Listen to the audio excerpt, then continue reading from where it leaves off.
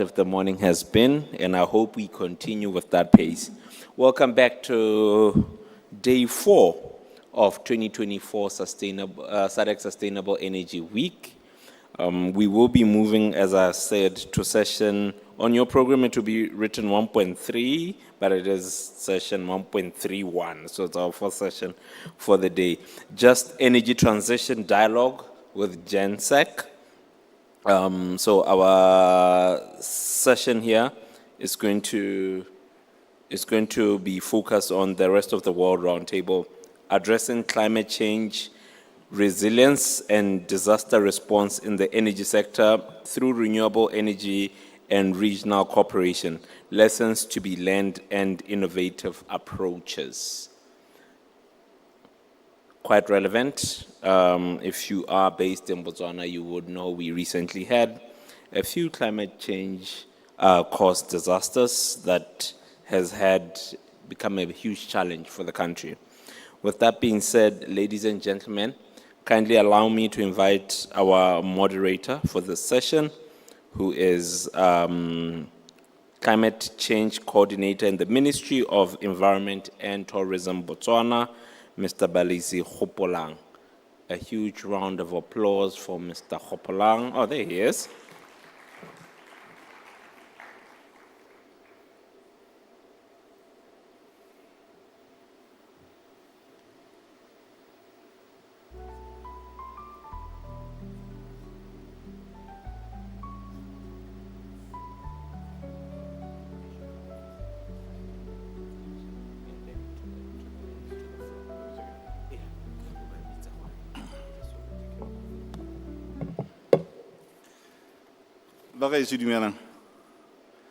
Good morning. And for those of you who are coming from outside the country, welcome to Gaborone, Botswana. And I hope you are having a good time, a time of your life. As introduced, my name is Balisi Hopolang, Climate Change Coordinator in the Ministry of Environment and Tourism. And I have the honor to facilitate this very, very important topic. And the topic itself may seem intimidating because addressing climate change, resilience, and disaster response in the energy sector through renewable energy and regional cooperations with lessons learned from around the world. So without wasting time, colleagues, allow me to invite to the podium the panelists who are Mr. Solomon Fifita. You want to come over, Solomon?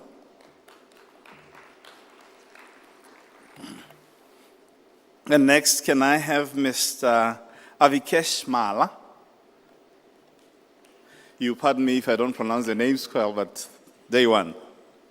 And also allow me to invite Mr. Godi Muhumuza. Godi? And the fourth one, earlier one, I didn't see here, but can we have Miss Keisha for now? Oh, Keisha.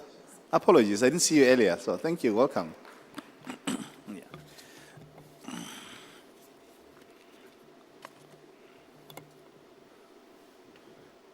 So we tried to balance the gender. So Keisha, welcome. So I hope this gentleman will not intimidate you. You have my support. So ladies and gentlemen, time is not on our side, and I've just been reminded that I should really observe time by the able moderator. Well, from the onset, I'll observe the protocol already set, and I appreciate the organizers for having organized this very, very important event at this very, very fabulous facility that we have here in Gaborone. So, ladies and gentlemen, welcome to the podium, and I look forward to also working with you. But as a way of background to set the scene, as introduced, I'm a climate change coordinator for the ministry, and climate change, you'll agree with me, is one of the greatest challenges ever to face mankind. So we know the causes. I'm not going to go on what the causes are, but look at what sectors are vulnerable, and which means there are sectors like agriculture, your water. But today we focus mainly on the energy sector because we certainly need energy. We cannot adapt in the dark, nor can we develop in the dark, so which means energy is what we need. And the previous speaker did mention the importance of energy, the role it plays. For me, I want to reiterate those words to say energy to our industry is like the air we breathe. So we really need that energy, gentlemen. So I look forward to your interacting with yourselves. So energy to power our industry. And then you may be aware that energy sources are coming from various sources. We have your traditional, where we burn your hydrocarbons to generate power, the electricity that we need. We're a coal-fired economy, but there is appetite in the country to introduce renewables, or there is a plan. Colleagues from the energy sector will talk more to that. And Botswana is complying with his, or rather her, obligations under the Climate Change Convention and your Paris Agreement. We submitted a very ambitious nationally determined contribution ahead of the adoption of the Paris Agreement. And if I recall, His Excellency Advocate Duma Boko did talk to our alliance and our commitment to aspirations of the Paris Agreement and the Climate Change Convention. So now, with the traditional and your renewables, which is what we have to create, that kind of a mix, which is so desirable. So we need to look at the less emitting resources, like your renewables, and because the future lies in the renewables. You have just seen the electric vehicles outside, which is the direction that we are going as a country. And I believe under the Paris Agreement, that's what everybody's pushing ahead for. We just came back from Baku, and last year we were in Baku last year, and the year before we were in Dubai, where we adopted issues of embracing renewables into our energy mix, your just transition, so that as we transition our way, it should be orderly, it should not leave anyone behind, and we should also observe equity. But I'll call on us here also that when we look at equity, we differentiate it obviously from equality, and equity in our context, because we have to look at our needs. And our needs here talk to really that we need energy. So obviously, these various sources of energy, gentlemen, will need to be embraced in such a way that they have challenges as well. But with the challenges, we need to create a kind of resilience. And now, with that being said, that we need to create a resilient energy source which ensures that we continue to have the light that we have. So allow me to look to the people here at the podium who we are going to be facilitating today to be able to answer some of the questions that I'm going to pose to them. So let me start in no particular order. I'll start with you, madam. I'll observe gender. They say, ladies and gentlemen, if you are ready. I'll give you a question on how can renewable energy and energy efficiency solutions contribute to strengthening climate resilience of countries, businesses, and people. And while there, can you also give concrete examples from your region, if you may? Thank you. Sure. I don't know if equity is 4-1, but I'll take it. So my name is Keisha Farnham. I am the head of partnerships and programs with the Caribbean Renewable Energy Center for the Caribbean Center for Renewable Energy and Energy Efficiency. And we are a fairly new organization in terms of being the youngest CARICOM agency. So the CARICOM community is a governing body that basically brings together 20 Caribbean states. As the youngest agency, we're quite small, 14 in total, and a small programmatic team of 8 persons. However, we do have a very outsized impact. We have currently 15 projects across 20 countries. And so we're really working to the region, trying to bring that economy of scale for relatively small countries in terms of how we progress through our energy transition. For us, we cannot decouple our climate resilience with our energy sector. It just goes hand in hand. We are an incredibly vulnerable region. Every year we're faced with hurricanes, and most recently we would have had a volcanic eruption on one of our islands, St. Vincent and the Grenadines. I live in Barbados, and you would swear that this volcano erupted on my island because everything was covered with ash. And so the impact of these climatic events, whether it's earthquakes, hurricanes, drought, and in this case, a volcanic eruption, it has an immediate impact, not only just in terms of natural disasters, but also in terms of our economic resilience. And so when we talk about energy, we have to look at it in terms of the intersectionality of energy with our key critical economic sectors. So for us, it's agriculture, water, transport, the tourism industry. In terms of some of the resilient examples that we have within the region, and unfortunately, a lot of the resilience is built after the fact. But the truth is, a lot of the funding comes after the fact, right? So in this incredibly juxtaposition space of having to go through a natural disaster before we have access to funds to build resilience, the Caribbean has done a fantastic job of making sure that we use those funds really well going forward. So some of the interventions that have really taken on in a lot of the countries, so for example in Bahamas, in Bermuda, in Puerto Rico, and in the Dominican Republic, microgrids is definitely something that's being used, coupled with battery storage, not only just to address when we have natural disasters, but also just ongoing for remote communities. We've also had the introduction of solar-powered mobile clinics, which also help after natural disasters for us to be able to offer critical emergency services. But those clinics are also now providing everyday services to remote communities as well. And then when you look at communities such as sectors such as agriculture, in the agriculture sector, there's the use of utility scale solar and then having agriculture farms planted underneath, and then you also add animal husbandry to that as well. So you have animals grazing in between as well. And that has taken on in Barbados and Jamaica, as well as in St. Vincent and the Grenadines. And we would have also had refrigeration for fisheries services in St. Lucia, in St. Vincent and the Grenadines, as well as even within what we call the orange economy or the cultural sector. A lot of the festivals are now being powered by renewable energy. And if you know anything about the Caribbean, we are about our festivals. There's one in every country, one right after the other. And they do have a significant impact. So even in those sectors as well, we're looking at how we can use renewable energy in those sectors. Within the water sector, there are solar-powered desalination plants in Grenada.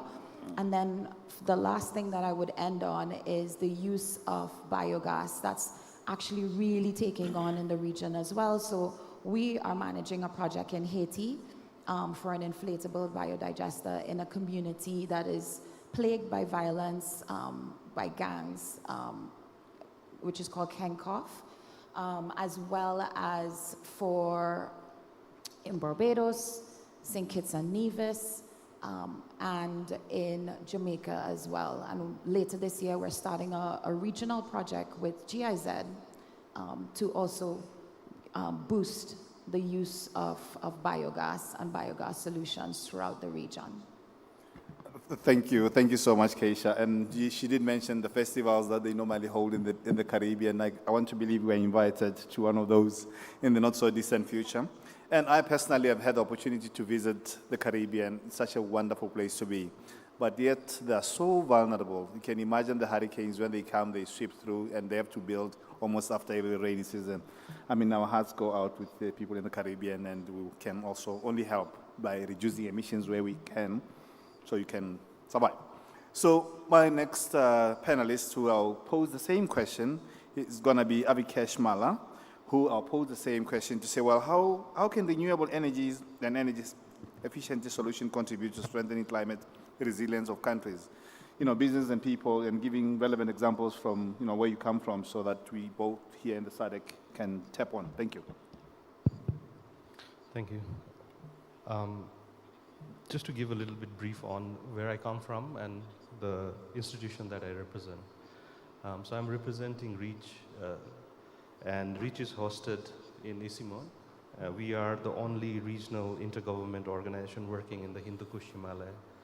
The Hindu Kush Himalaya caters 8 countries, with Afghanistan in the west to Myanmar in the east. And what we have, identified through our research is that in the Himalayas you have elevated warmings.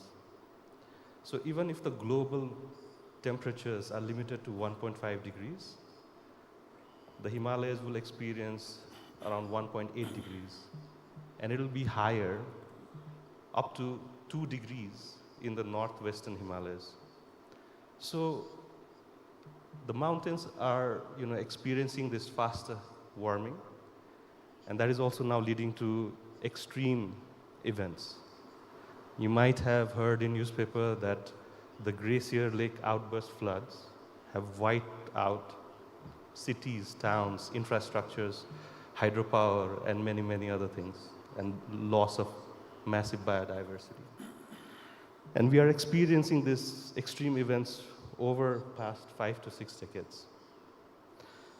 So this places us in a very, very vulnerable zone. And at all levels, at national levels, it also impacts businesses, it impacts people, it impacts lives, it impacts livelihoods, and everybody. So it's really important to see how we can, start working towards, building resilience across this sector. And we have to build resilience across all the sectors, but here, the list will go very long, so I want to just focus on just one, which is very important to us: agriculture and agri-food systems. Because majority of the population in our HKH are dependent on this. And it's getting highly affected because our weather patterns are changing. There's not reliable irrigation. And across the whole value chain of agri-food systems, we need to build that resilience, from production to post-harvest, to transportation, to markets, to processing, every node. It's very, very important. And in EC mode, we are trying to do that. And we see that renewable energy can play a major role to contribute towards building this resilience across the value chain. So what we are trying to do is work with all the levels, because it's really important not only to work with government, but also the private sector, the local communities, the smallholder farmers, and everybody together in a holistic manner to tackle this problem. So what we do is, currently I can give one example where we are trying to build excellence of our nodal energy agencies in renewable energy for agriculture. And how we do that is we are providing array of supports and solutions to build the capacity, to strengthen the institution, to implement this kind of solutions. So we are working with very innovative decision support planning platform using satellite imageries and advanced models to make the planning much more data-driven and efficient and faster, to make the opportunities visible so that the investment can be put in where it is required. Tying that with the data so that we see that where are these vulnerable zones which has to be really immediately addressed to.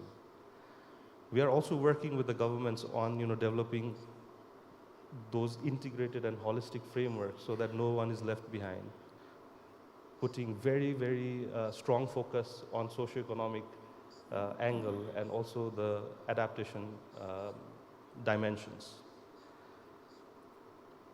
And in regards, we are also doing, providing optimized technology and solutions, business models, helping in developing pipelines so that it can bridge the fund gaps to address the need. And of course, the capacity building, which is so important to, take this work forward. So this is some of the holistic approach that we are taking to really see some impactful activities on the ground so that, we are contributing towards building resilience in the agri-food system. Thank you. I'll let stop. Thank you so much. At least, colleagues, now we've just gone to the Himalayas, and from the islands, we went up to the high ground. He did mention 1.8. Here in Botswana, it does get hotter, definitely hotter than your place. Not to say we are less vulnerable, but I like your approach and how you are putting measures in place to mitigate that. If I may, colleagues, allow me to go to the next panelist, and this time I'll... Yeah. Solomon Fifita. Yeah, apologies. I'll keep apologizing for not pronouncing the names well. But Solomon, over to you. And the question I want you to share or to answer, to respond to is, what role does regional cooperation play in enhancing energy system resilience? And how is your center helping member states in your context?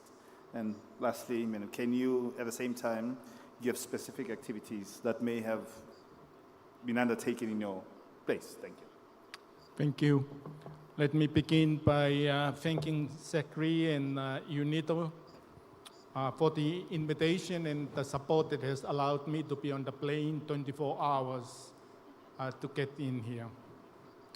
We talk about isolation and distance, and I think that's a fair idea of one of the natural constraints that we have in the Pacific Islands. I represent the PICRI, the Center for the Pacific Islands, going 9 years now, and hosted by the Pacific Community, one of the oldest regional organizations in the world, working in more than 20 sectors, including sustainable energy. We have 27 member countries, of which 22 island countries and territories, and they are the customers of the PICRI. Within those 22 countries are large variations in land area, population, size, economies, and the availability of natural resources. Furthermore, within the islands, we have the French and the European system, we have the US system, and we also have the Australia and New Zealand systems. As small islands that are most vulnerable environmentally and economically to climate change and all its roots and impacts, obviously it is a priority area for our region. Our contribution to greenhouse gas mitigation emissions is insignificant, and therefore we place a lot of our priority on adaptation and resilience in all the work that we do at the Pacific Community. In the energy space, while we had a regional framework on energy security as our regional guiding document for 2010 to 2020, we now have it as a regional framework for energy security and resilience for the period 2021 to 2030, emphasizing not only the priority placed on the resilience of the energy infrastructure and services to natural disasters and the impact of climate change, but also in building the local technical capacity to be able to plan, design, install, and maintain our energy infrastructure, and to ensure uninterrupted energy service during times of extreme weather events, and in assisting people and businesses to respond to these events. This regional framework talks about adopting harmonized quality energy infrastructure standards, accredited qualifications on sustainable energy, as well as harmonized accreditation schemes for energy engineers and practitioners. So coming to the question of regional cooperation, in a region with varying levels of availability and of technical capacity and resources, regional cooperation is so crucial for the exchange of technical expertise and know-how. An example was when Cyclone Winston hit Fiji in early 2016. The Tonga Power Limited was able to send a group of its line mechanics to assist with the network restoration in Fiji. And this was made possible because the qualification and the accreditation of line mechanics in Tonga was recognized in Fiji, highlighting the importance of accredited qualification, harmonization, and standardization for regional cooperation. Hence, for the PICRI is putting a lot of effort on delivering and developing accredited qualifications on sustainable energy, providing a pathway for the youths of the Pacific Islands to start early on taking sustainable energy courses and pursuing higher qualifications to be able to find jobs and set up their own businesses and contribute to the energy transition and strengthening the resilience of their respective islands. I'll stop there. Thank you. Thank you very much, Solomon. I mean, colleagues, you really appreciate or come to understand what the islands are going through. I mean, his island in the South Pacific, are you this side or that side of the date line? Whichever side, but you can cross a line and be on a Tuesday, come back, it's a Monday. So now imagine him being 24 hours on a flight here and the challenges they are having. Just like in the Caribbean, they don't have the luxury of long grid lines because the islands are relatively small. So which means that renewable energies play an important part in their energy mix. So we do understand, and thanks for sharing that, Solomon. And last but not least, allow me to invite to the podium, or rather to the next panelist, Mr. Godi, who is going to maybe respond to this question, Godi. How can renewable energy and energy efficiency solution help mitigate the impacts of extreme weather events and contribute to immediate disaster response? Over to you, Godi. Thank you very much, Mr. Moderator. As you have heard, I'm Canon Godi, not Mr. Godi. Muhanguzu Mhumza, and I'm the Executive Director of the East African Center for Renewable Energy and Energy Efficiency, which is basically mandated by the East African community to provide services across the region in promoting regional markets for renewable energy and energy products and services. The center is comprised of 8 partner states: Rwanda, Burundi, Democratic Republic of Congo, Kenya, Rwanda, Somalia, South Sudan, Tanzania, and Uganda. Going back to the question, as you have realized, I think my question is the one which is broader, because it is not going to give me a chance to explain what IACRI does to the partner states. But anyway, renewable energy sources are available in abundance all around us, as you may know, provided by the sun, the wind, water, waste, and heat from the earth which are replenished by nature. Hence, they emit little to no greenhouse gases or pollutants into the air, which helps mitigate the impact of extreme weather events. If I can chip in here and say, in East Africa, in the East African region, we don't have extreme weathers, like extreme heat, extreme coldness. So we don't have the summers and winters. So in essence, renewable energy solutions are very effective in the reduction of carbon emissions and air pollution from energy production, as they eliminate quantities of climate-inducing greenhouse gases, and the reduction of greenhouse gases, as we all know, positively impact on the extreme heat, as they impact positively on the environment and mitigate the extreme heat weather conditions.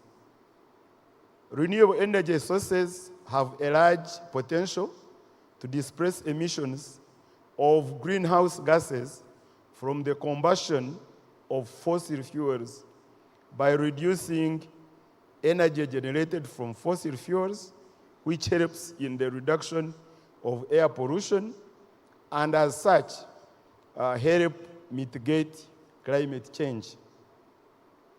It should be noted that renewable energy do not burn fossil fuels, hence do not release greenhouse gases into the atmosphere as they generate electricity, which in the result helps in mitigating extreme weather conditions.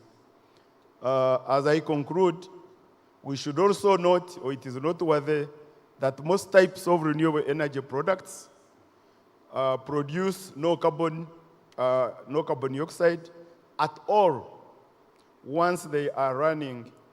For this very reason, therefore, renewable energy is widely viewed as playing a central role in climate change, mitigation, and clean energy transition. Lastly, as I conclude, we should note that renewable energy sources produce significantly lower emissions throughout their entire life cycle, and as such, they impact on environment positively on the environment compared to fossil fuels during their operation. Renewable energy sources have minimal or none, if at all, impact on both air quality and greenhouse gases, which help to mitigate the impact on extreme weather conditions. I thank you. Thank you very much, Canon Godi, for that insightful intervention. And I like what you said. You gave various options on sources of energy to say it could be water for hydro, wind, and even waste. I mean, who ever thought waste could be an asset? But for some people, I'm told some countries have to import waste to generate power. So which means you may think you have so much waste, but you know somebody out there needs it. And he also touched on how interventions help mitigate climate change, especially reducing the global warming greenhouse gases, as well as improving on air quality. That really is very, very important issue to consider. And realizing that I have the luxury of an extra 5 minutes, Mr. Moderator, I'll maybe come back before I open the floor to about 1 or 2 questions from out there. But I want to know where there's a bit of regional cooperation, and allow me, nothing against you, Keisha, but I just want to look at the Caribbean approach because you mentioned a line of islands. I just want you to just share with us how regional cooperation is like really helping you address your needs. I know you are the most vulnerable. Even in climate change discussion, we talk of the seeds, we talk of the LDCs, but you specifically from a seed and the hurricane-prone area. So I just want to know how regional cooperation helps you survive these calamities. Thank you. So in terms of regional cooperation, I think there are 3 main points in regional cooperation. The first one would be access to finance. The second one would be access to resources, so procurement.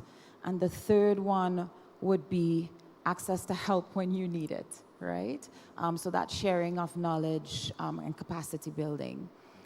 As was mentioned before, we are small islands. Barbados, the population is 285,000 people.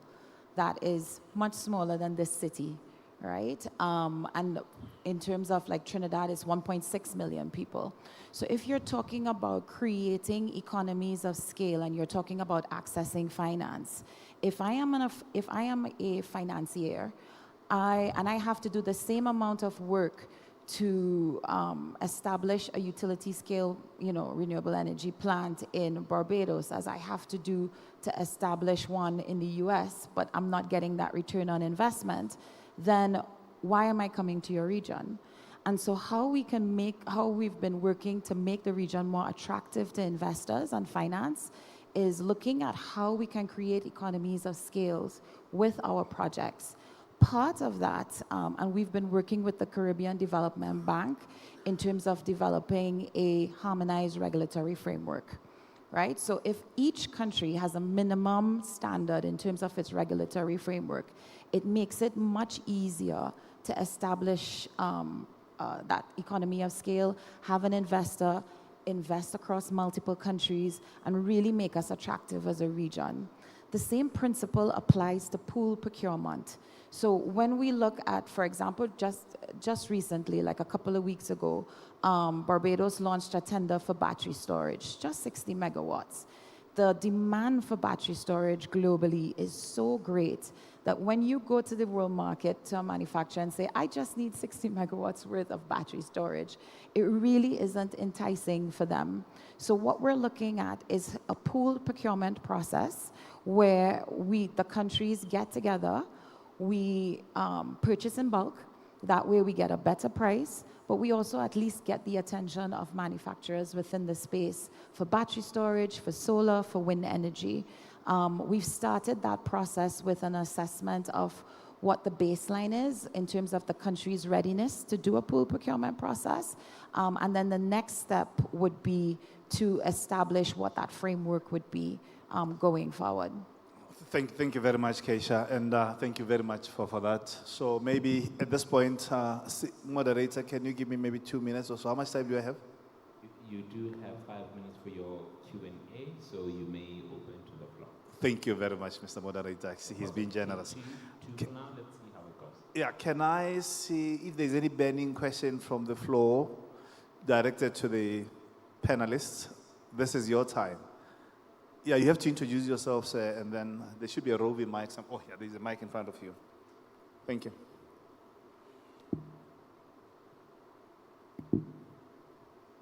Go ahead. Go ahead, yeah. It's on.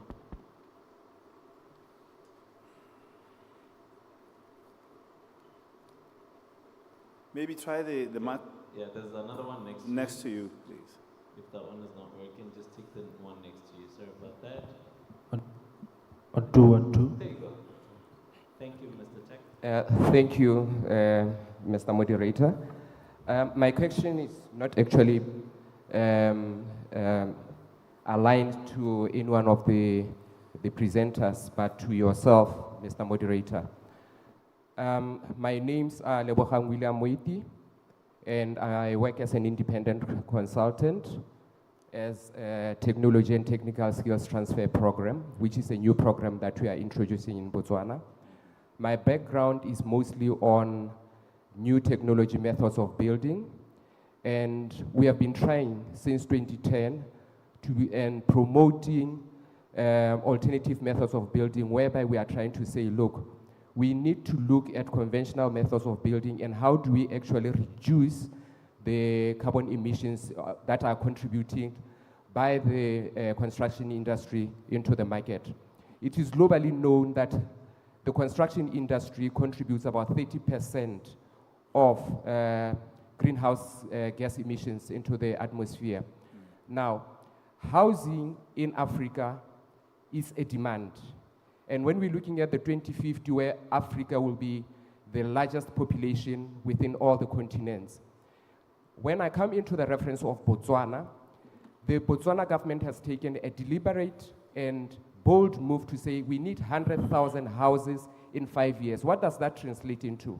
It translates into saying, look, there is 30% likely contribution of climate, the house gas emissions into the atmosphere. I say to Mr. Moderator that we would want to sit and collaborate with you nationally and say, now, if there's 100,000 houses, can we be able to say, look, Botswana will try and look at 20,000 houses at least to be able to be climate change resilient, energy efficient housing, so that we are compliant with our NDCs. Thank you. I just wanted to open to that. Yeah, thank you so very much, William. I hear you, but I think you are off the topic a bit, but you are still addressing the issues that we need. I did mention our submission of an NDC as Botswana, and this is specific to the Botswana circumstances. I'll take it bilaterally, if I may, but I just wanted you to zoom in and focus to what was discussed today. But I'm not saying what you said is not important. It's particularly important, especially as we develop. And the issues you raised, they resonate well with what government is thinking.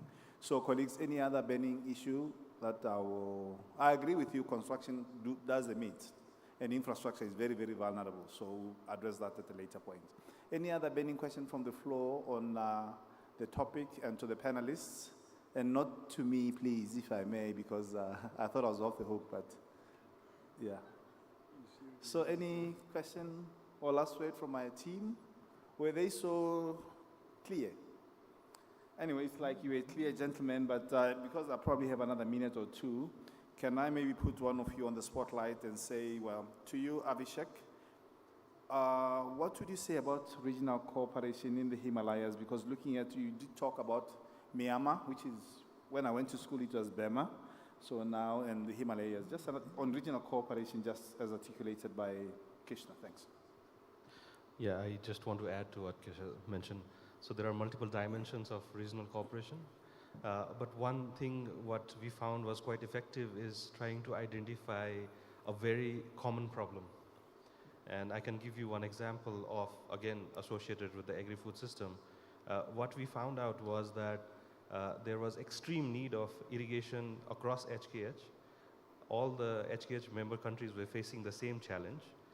And despite the needs, we found that the renewable energy penetration in these mountains and hills were very, very low, despite the government had mainstream subsidy programs, had incentives, had like India has 32 gigawatt of solar pumping target.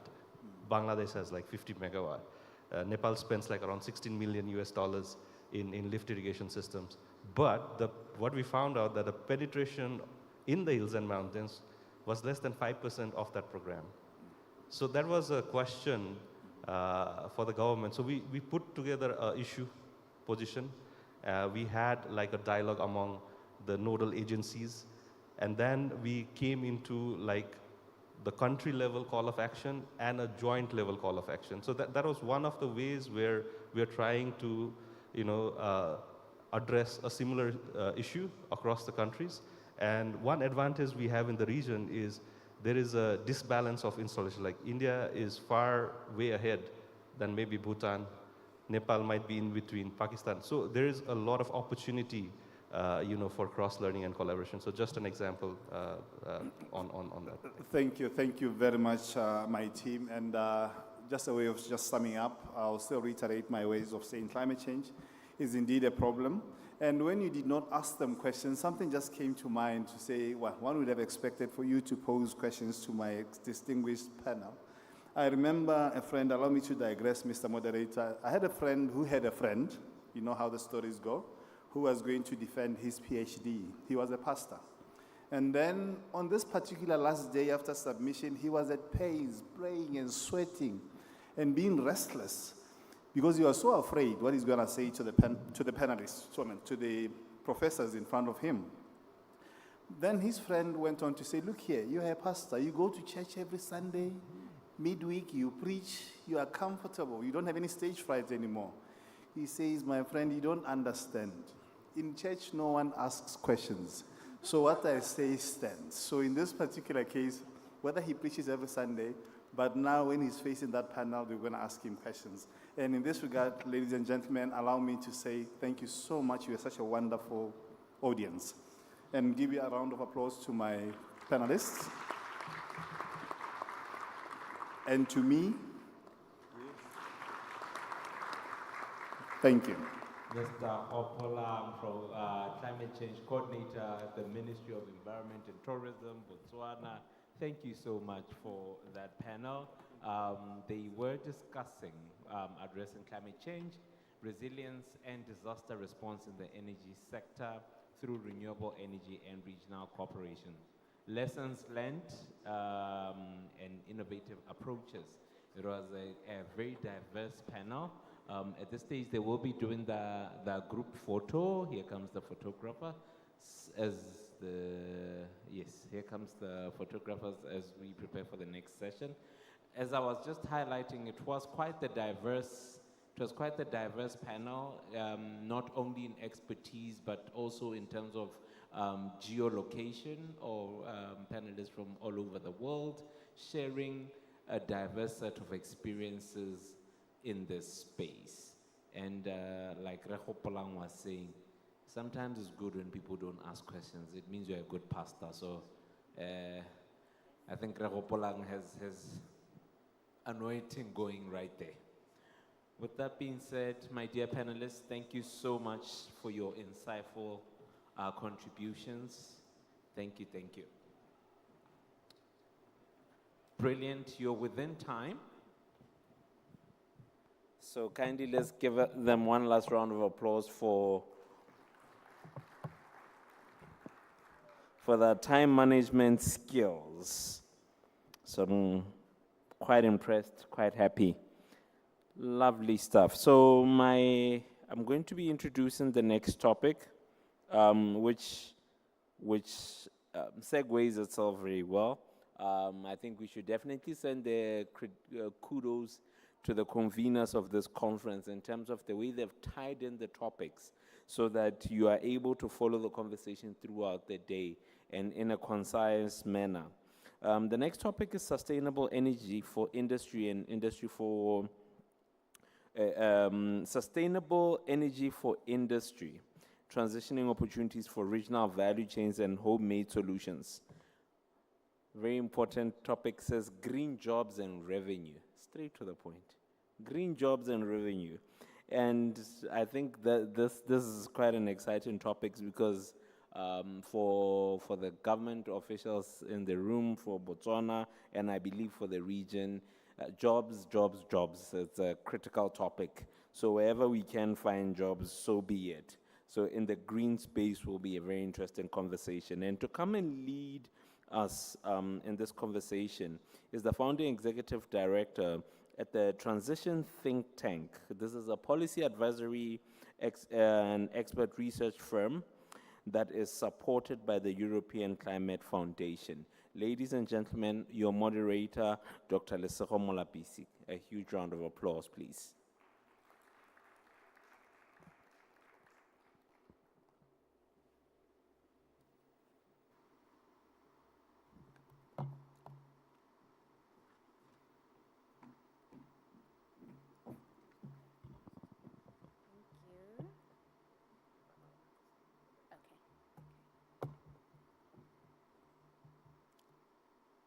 Thank you very much, and thanks Mudiri for that warm introduction.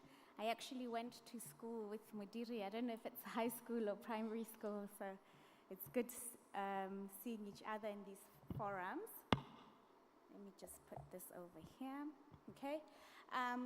Good morning to you all. I think the introduction has been made. My name is Lesego Molapisi, Dr. Lesego, if you will. And I am the founder and executive director of the Transition Think Tank. The Transition Think Tank is a new baby, born this year. We are supported by the European Climate Foundation. We do research, policy advisory work. We work through grants, and we provide solutions in the transition space, the energy transition space, hence our name, the Transition Think Tank. So thank you very much, and to my friend Balisi Hopolang, who has, I think, done a very good introduction into the next topic that we'll be discussing today. So just briefly, our topic this afternoon, I believe, is basically about the opportunities in the energy transition. We speak so much about the need to transition into climate resilient, low carbon economies, but we can all attest to the fact that there's a little bit of anxiety around that. We're moving from the economic systems that we so understand in the coal and other fossil fuel dominated sector, right? But the transition comes about with a nervousness, and we all know that across the board, right? But what opportunities are available for us? What job creation can come with that? What will be replaced, and how can we foster for that going forward? It is an exciting topic because it means that the countries in the global south can stand a chance to try and figure out how we can appropriately position ourselves to be able to take advantage and benefit from an economic standpoint. So this is about how industries, how sustainable energy development affects industries and the other way around. What are those homegrown ideas and homegrown concepts that we can come up with to try and propel this in our various regions. So I'm just going to sit down and start with our panel.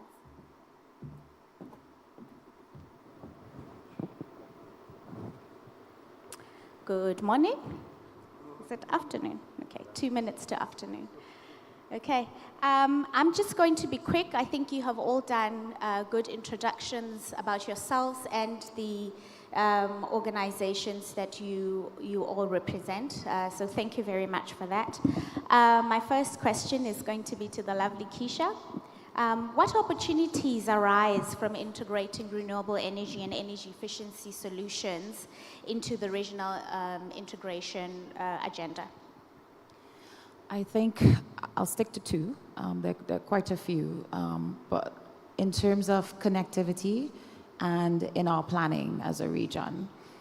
So 2 weeks ago, I would have been in St. Kitts and Nevis for the ministerial energy ministers meeting. And the focus of that meeting was on the Eastern Caribbean islands, which is 7 small islands that are part of the Organization of Eastern Caribbean States. And the focus of that meeting was looking at how the geothermal development of St. Kitts and Nevis, St. Vincent and the Grenadines, and Dominica could help make the other islands resilient. In order for them to be able to share energy, they would need to have some type of connectivity to be able to get the energy from island to island. What was really interesting about that experience was, one, I think the political will that I saw in the room at that point in time. A geothermal project is not a short-term project. It's at least 10 years. The projects that they have currently scoped, complete with feasibility studies and a roadmap of where they want to go, it's going to take them 10 years. And so what was really interesting was that for St. Kitts and Nevis, the leader of the opposition, as well as the premier of St. Kitts and Nevis, they both jointly stood on stage and said that no matter what happens in the next elections, this project is going forward because we understand that this is important for the benefit of St. Kitts and Nevis and the wider region. Definitely that political commitment, that political will to move the project forward into action, I think was very noted at that point. The second element of it is the actual interconnectivity. And so we had an example from the Balearic Islands in Spain, and these islands are connected by undersea submarine cables, HVAC cables.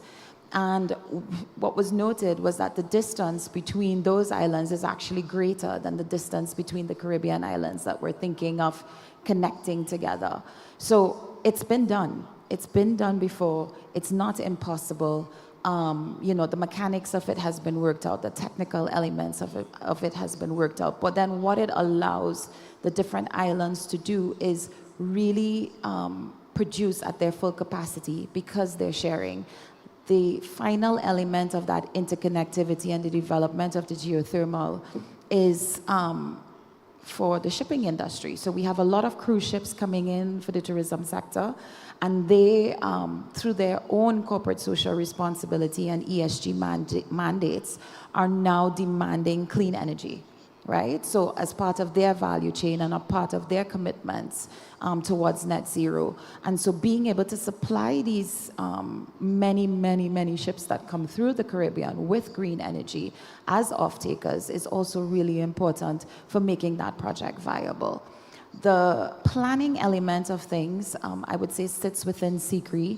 So we work with the islands, all 20 of our islands, to develop what we call IRRPs, which is Integrated Resilient Resource Planning. And basically, that's simply looking at what do people need, how do we get it to them, and how do we insulate against climatic shocks, as I had mentioned earlier, but also cybersecurity, market shocks in terms of the cost of fuel. And so making sure that we come up with an integrated plan that includes what is that mix of energy going to look like? Is it solar? Is it offshore wind? Is it floating solar? And really making sure that we're resilient in terms of our industrial revolution. Thank you very much, That is very comprehensive. I'm picking up, I hope this is properly audible. I'm picking up something very important, and that is the political commitment. I think you should actually get a round of applause as a region for being able to say, no matter what happens, the commitment will be seen through and through. I was actually quite impressed by the next one on cruise ships, and I think outside of just the e-mobility as we know it as cars on the ground, the cruise ship industry is very big, so I think that should be commended. I'm actually just remembering that one of the issues going into COP is that there isn't much accommodation, so many people are going to have to stay in the cruise ships. So that's a very good one, so thank you very much. Let's move on to the Pacific and ask you, Mr. Fafita, how is your center helping its member states to mainstream sustainable energy solutions into small-scale and large-scale industries, right? And how are you helping them build those value-creating domestic clean industries? Thank you, moderator.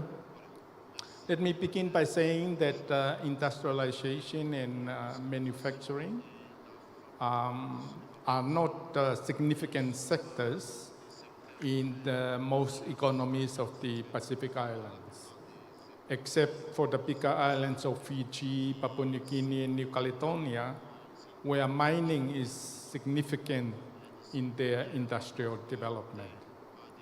For most of the islands, tourism, fishing, and agriculture are the major economic activities. So in our region, you see unspoiled environment, rich cultures, and green tourism are found in their tourism promotions. Solar water heating is therefore very common in tourism, and more hotels and resorts put up solar panels to keep their power bills under control. Some are even beginning to rent out electric cars to its guests, in addition to putting in efficient appliances and practices in terms of lighting and cooling. At the same time, in agriculture, solar-powered irrigation and cool storage is being tried out in addition to solar drying. But coming back to your question of mainstreaming sustainable energy and what we do two key things. One, it's to institutionalize capacity building on sustainable energy in the islands. And here we are not talking about conducting ad hoc training workshops. We are talking about accredited qualifications on sustainable energy that are being adopted and delivered at local technical institutes and universities. We believe the more local people are trained and the higher their qualifications, that would lead them to work on sustainable energy solutions and coming up with their own innovations and further on taking the challenge to establish their own energy service companies and businesses. And secondly, what we also do is that of matchmaking. We conduct and support energy investment forums, some call it energy summits, whereby we provide a platform and we bring together financiers, donors, and investors to begin discussing business opportunities with local authorities and resource owners. We have done this in a number of countries, and I'm happy to say that next month we will have a meeting to introduce 8 energy service companies from Germany who are interested in partnering with local companies on sustainable energy solutions in tourism industry in 5 of our member countries. I'll end there, thank you. Thank you very much, Mr. Fafita. I see you were quite busy in the Pacific. I've picked up the 2 main areas that you are affecting, which is the capacity building. And I quite like that you are saying it's not just simple training, but actually accrediting and training, sort of like the Soul Train that we saw yesterday when they were exhibiting the work that they do. Networking and facilitation, that is also quite important to try and foster in international financing in that manner. So thanks a lot. We move on to the Hindu Kush Himalayas. If you can just tell us, Mr. Mala, how can industries benefit from the transition opportunities in terms of job creation, in terms of revenue generation? What is your region doing in this area? Thank you. When I got this question, it pushed me to, like deep thinking. Because I was thinking, like, which position should I take? Let me just broadly start with, like, all the RMC, the regional member countries, they are committed to the NDC. They are committed to the net zero target. There's a very clear set of actions how to go towards a low carbon economy and transition. And things are happening. And this looks very inevitable because the fossil fuel prices are rising and the renewable technology is getting better and better. So, and even, we have great examples of countries, like you can see that in the global arena for installation of renewable energy, our regional member country, China and India, are in top 10 list.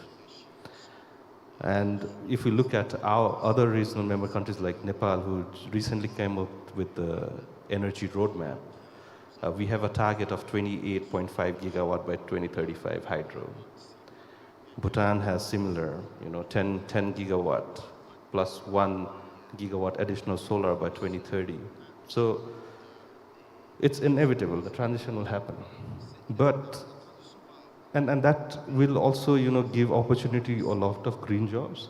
Like for instance, India, it is estimated that around 3.7 million green jobs will be created in India by 2025, and that will reach more than 30 million by 2047.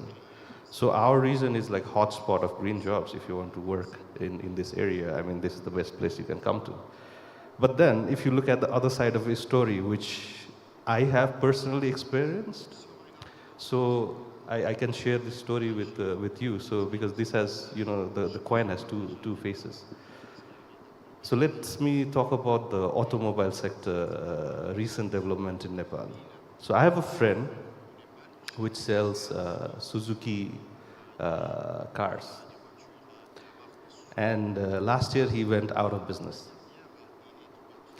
He went out of business because Nepal started importing more than 80% electric vehicles. And this was a massive, massive shift.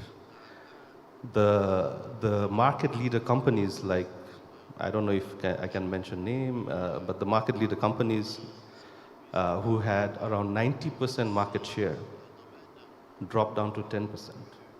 And that impacted the whole value chain. My friend, who was a car dealer, he had to shut down because nobody was buying his cars. But then if you look at the other side, new companies took 60% market share. 60% market share within like 2 years' time. So there are, both sides. Now if you look at, in the value chain, if you look at the other dimensions, the Nepal Oil Corporation lost a lot of revenue because the oil sales were coming down. But then the electricity authority was making a lot of revenue because people were using more electricity. So yes, there will be long-term benefits to the industries. Yes, there will be, creation of new jobs, but there will also be a lot of opportunity lost. And same, you can talk about the coal sector in India. And what we feel is the low-skilled workers are going to be the most vulnerable in this ecosystem. So that's why it's really important that when we are shifting from one energy economy to another, we don't make the same mistake And we follow clearly the principle of just energy transition so that no one is left behind, and we do minimum harm to the environment or keep it environment positive. And this is what we are trying to ingrain in our approach.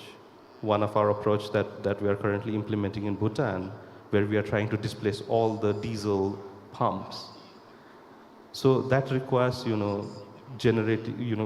understanding the market, what is happening, what is the market trend, what kind of jobs will be created, who will have what kind of roles, how can we have that socioeconomic dimension into the picture, how can we take it to the regulatory framework, how can we put down into implementation so that we have a sustainable and integrated approach. So this is something that I wanted to share. So yes, there is an upside of it, but there is definitely a downside as well. Thank you. Thank you very much, Mr. Mala.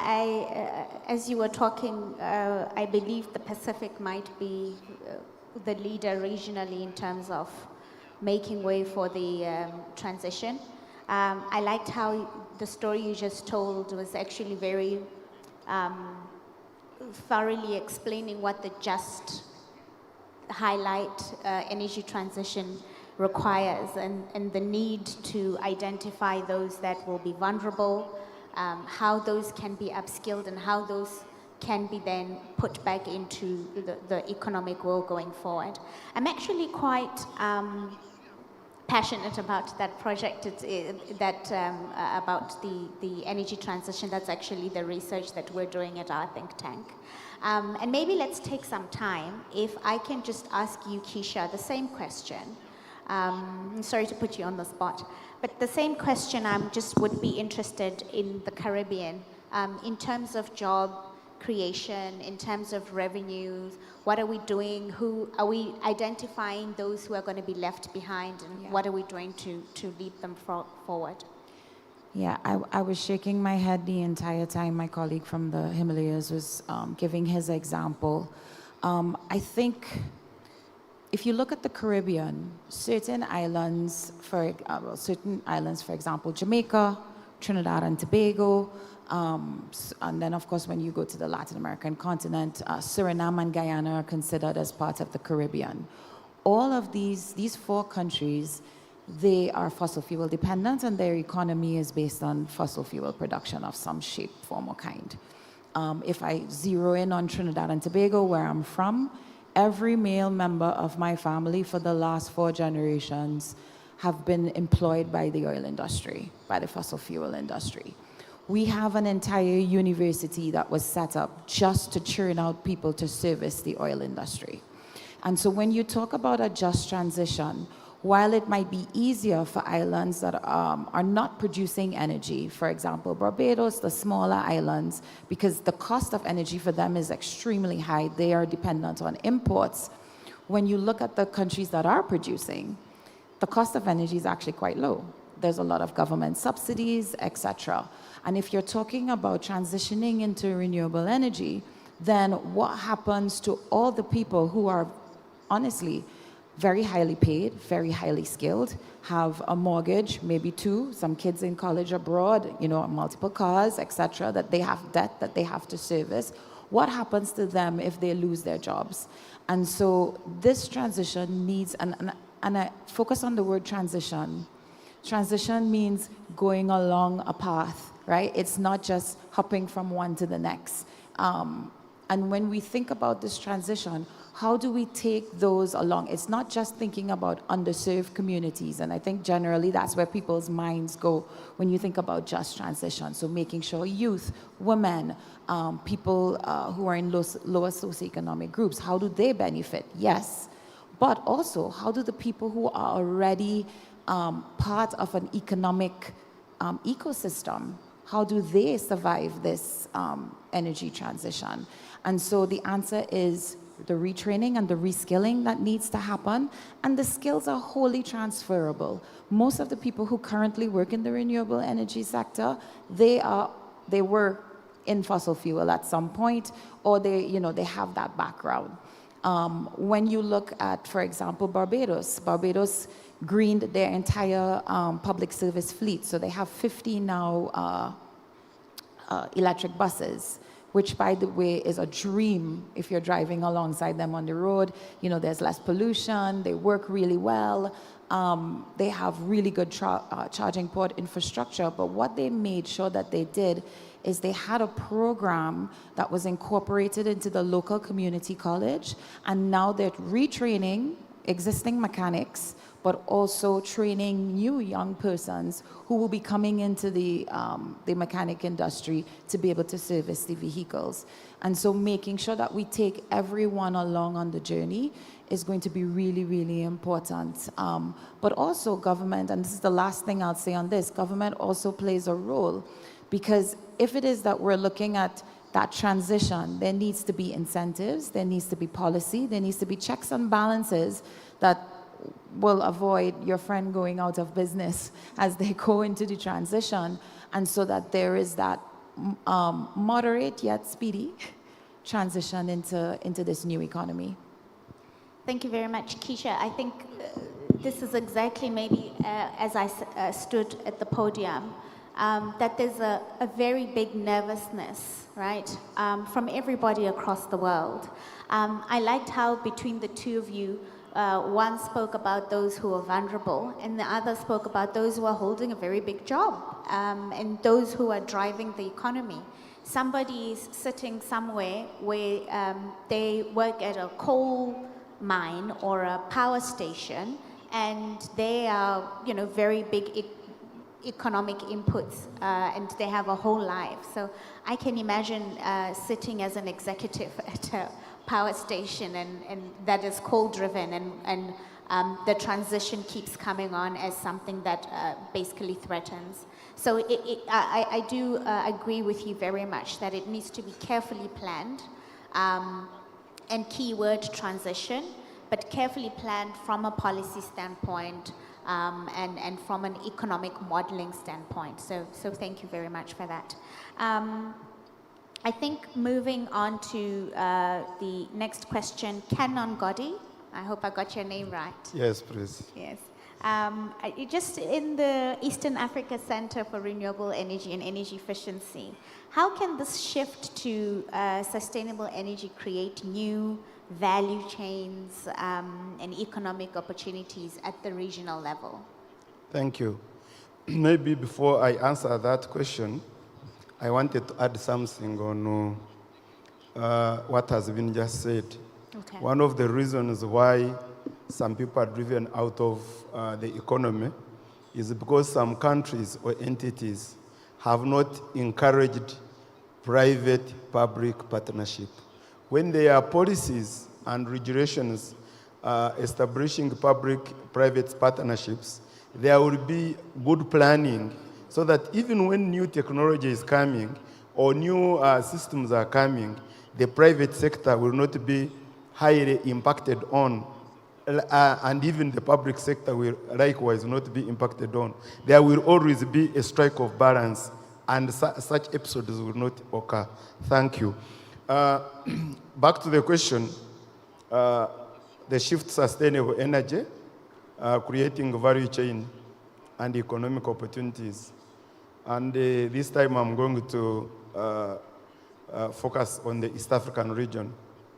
We should first of all appreciate that the energy transition is the global shift away from the fossil fuels like coal, oil, gas, and to renewable energy sources such as solar, wind, and hydropower.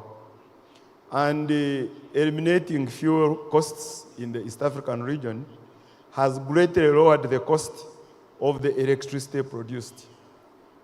And that means that the prices of electricity isn't susceptible anymore to changes in the prices of fuels like it was before. And with natural gases or coal, now the prices have changed. And this has led to more stable energy prices over a long time. So, what economic value has this created? We see that it can be addressed in 3 ways. I thought that I should address it. in 3 ways, and one is regional manufacturing, assembly, and supply chains.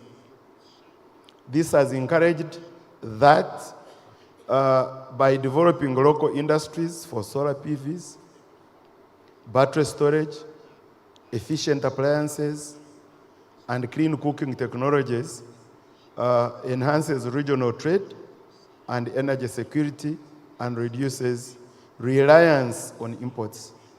And alongside that, there is this benefit that comes with it, which is job creation. And now when you create jobs and very many people, especially the youth and others, get employed, they get paid, and of course it increases the economic value of each partner state. And secondly, it has expanded the expansion of renewable energy workforce. For example, training professionals in solar PV installations, wind energy maintenance, smart grids, and energy efficiency has created a skilled workforce in the East African region, enabling industries to adopt and scale clean energy solutions. And also that one goes with, of course, the workforce or employment. And lastly, but not least, attracting investment and regional trade. You see, as the technical expertise grows, regional industries have become more attractive to foreign and domestic investors, especially looking for skilled labor in clean energy manufacturing, energy audits, and efficiency solutions. This has facilitated cross-border trade in energy technologies and services, hence enhancing regional economic integration. I thank you for listening to me. Thank you, Mr. Muhumuza. I hope I've pronounced that well. Yes. Thank you. I quite liked the one when you were speaking about the regional manufacturing. And herein lies the question of energy security that also gets covered by manufacturing for yourself, right? And you minimize the vulnerability we have from a security standpoint. So I think it hits two birds with one stone. I also quite like the one on the clean cooking technologies. I spent a week in Tanzania before, and I saw wonderful things happening in the hawkers on the street and stuff, and that was, I think you're also probably leading in the African region, in terms of your Eastern African region, so thank you very much. We have 4 minutes left, Director of Ceremonies, so is this the part where I stop and ask for questions?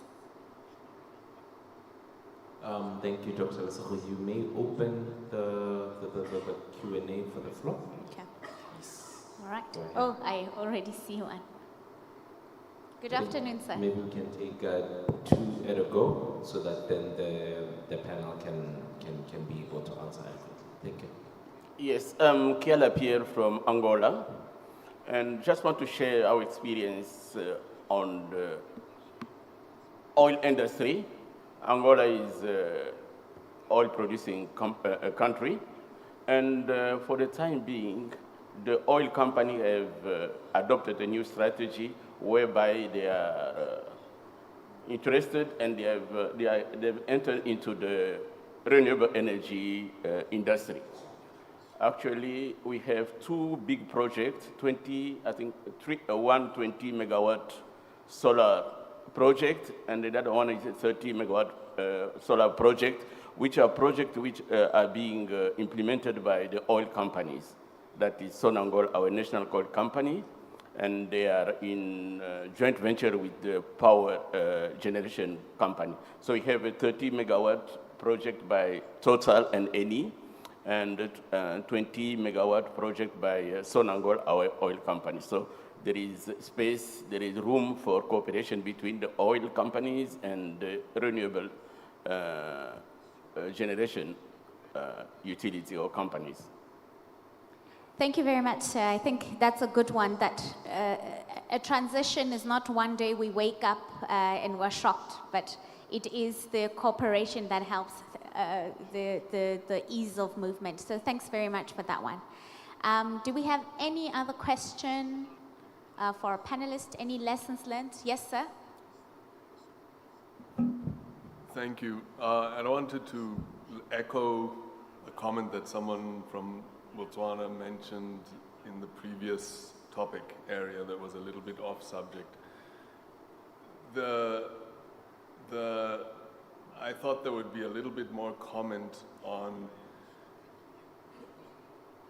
not the transition of workforces, but the engagement of workforces in large sort of cross-sectoral projects that involve the energy transition. So for example, in the Botswana context, bringing it back home, the president has put this big moonshot there of 8,000 megawatts of renewable energy in the next few years, and also has committed to universal housing. And in that, there seems to be big opportunity in, from the get-go, designing affordable, climate-friendly housing and building materials with significant employment and application of renewable energy on every single rooftop. I don't know if the panelists, one of the panelists could comment on similar exercises in their countries where the impetus for change is coupled with other large social infrastructure projects. Because embedded in those social infrastructure projects is a lot of employment and a lot of upliftment. Yeah, thank you very much for that one. If you can just give us 5 more minutes, Mudiri, thank you very much. You're so kind. That is quite important, because the first principle of the just transition is consultation. You go out to go and consult with everybody else for them to be able to tell you what must be done, right? So I quite like that one very much. That is an important principle. But maybe Keisha, you can take that, and then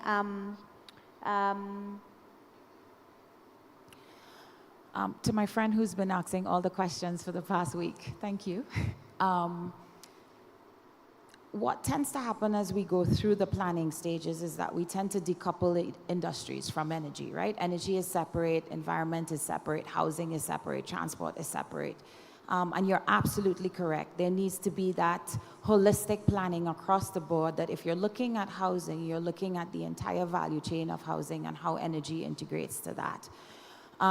In my previous life, prior to joining SECRE, I would have worked on a project for a material called Resin 8.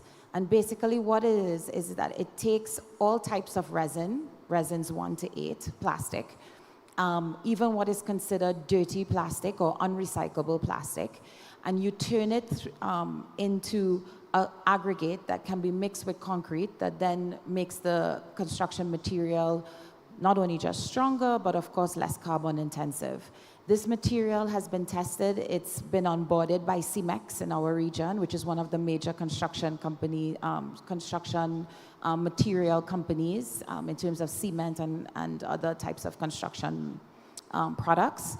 But it's also been used by Habitat for Humanity in the building of their houses, because the material is actually less porous. It's been tested. It's less porous, and there's no leaching of plastics over time into the water source or anything like that. So that, coupled with making sure that the houses are completely not only just renewable energy, but it's recycling its own water, right? So the water from the shower is being recycled and you can use it to flush the toilets.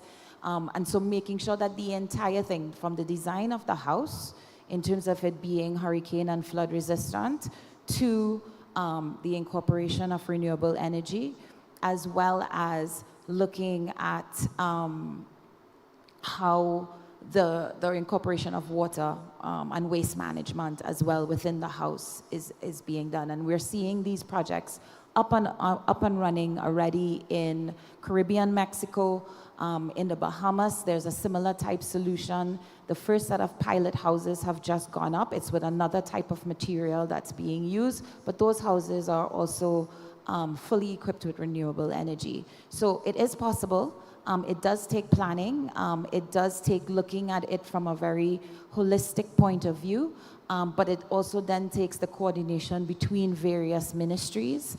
And for example, in the case of Bahamas, what it is that they did is that because again, we're small islands, the person who's responsible for energy is also responsible for housing, is also probably also responsible for agriculture.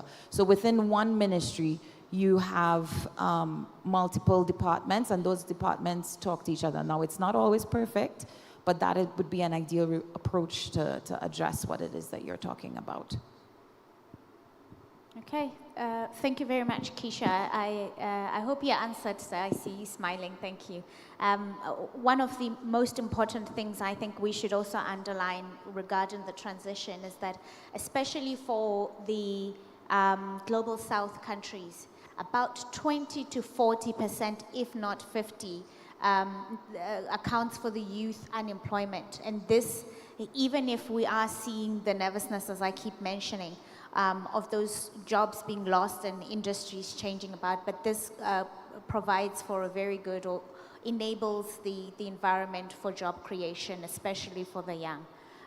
So I think that is, if there are no further questions, there is one last question. We can take it. Thank you very much. Thank you very much. Can you hear me? Yeah, sorry. Thank you very much, Dr. Lesefo. My name is Marius. I represent Steam and Energy Systems. And thank you very much, panel members, there for the information provided and guidance. And one thing we've noted over our time is energy is never segregated from power. So when people talk about energy efficiency, they generally come on clean power generation or alternative methods of power generation. But Ms. Keisha also touched on the water recycling, because in the industrial sector, there's a broad spectrum of utility energy utilized.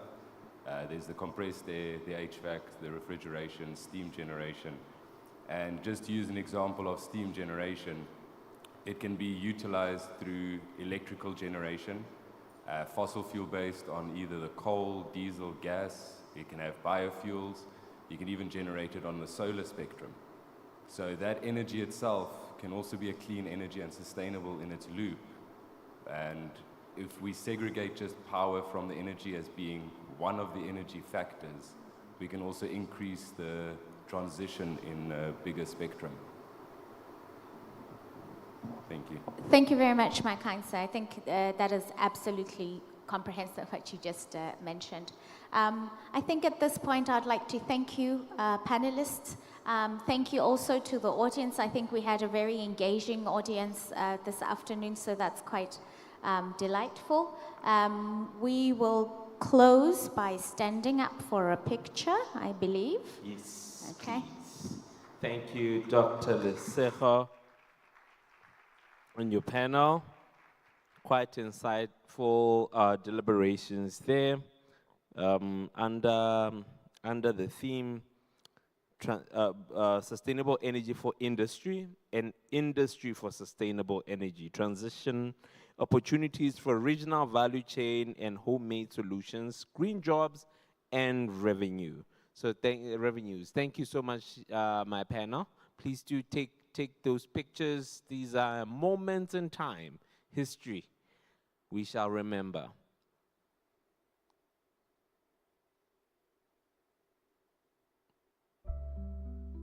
Thank you so much.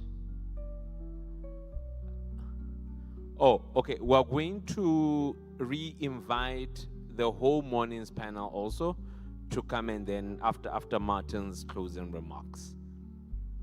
So there we go.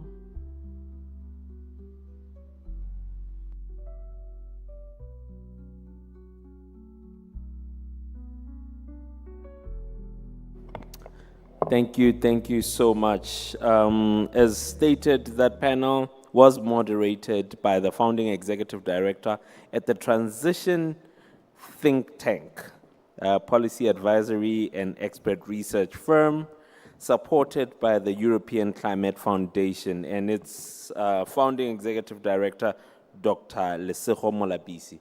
And she was telling the truth. I think we're in the same class in primary school at some point.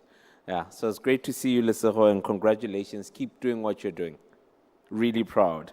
At this juncture, ladies and gentlemen, to make sure that we summarize these discussions fully, kindly allow me to re-invite Martin to come and close for us and give us a closing word for the Just Energy Transition session. And then after that, all the panelists that have been here from session 1 to 4, kindly do come back up for us to take a big group picture. Is that all right? Thank you so much. Martin? Thank you very much. Yeah, for me, it's just now to close. I think I have spoken enough in the morning. Basically, I hope you enjoyed this exciting dialogue with the global network of regional sustainable energy centers. I think once again it has confirmed, it's a testimony that regional cooperation is just an effective tool to accelerate a just energy transition. It's just more effective that we address the existing market barriers on the supply and demand side through a regional approach instead of just having fragmented approaches on national level and duplicating efforts, financing things which were done already in one country again for the third time. So it's just also about using that scarce finance which is available, concessional finance which is available in a very smart way. And I think here it is also a big opportunity for donors, for international partners to work with the network of regional sustainable energy centers to use this scarce concessional finance effectively, not just doing things in one country, but doing it regionally and implement. So we always say our guiding motto is somehow think globally, coordinate regionally, and implement nationally, basically. I also would like to say that regional cooperation is important, but also South-South triangular cooperation. So once again, I think this network is a perfect opportunity for everyone to think about how the regions can work together on innovative solutions, what are the common elements, the common solutions, and accelerate progress, jointly learn from each other. Yeah, I would also like to say, no, our network is unique in the sense that we can work 24 hours for the energy transition, because like you heard, now if the executive directors in Africa and their teams, they go to sleep, then Solomone Fifita from the Pacific, he just wakes up and continues working for a just energy transition.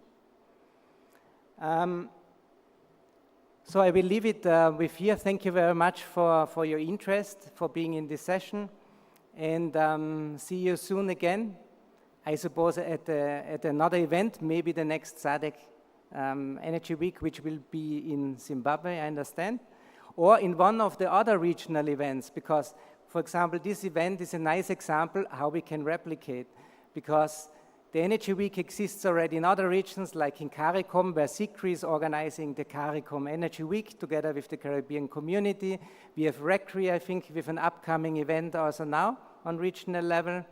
We had the Sadc event, but we also have the ECOWAS Forum on renewable energy and energy efficiency, which takes every year. So I think it's a nice example to keep the dialogue on a just energy transition going. So with that, I would just like to say, Kiale Bocha and Pula, right? Thank you very much.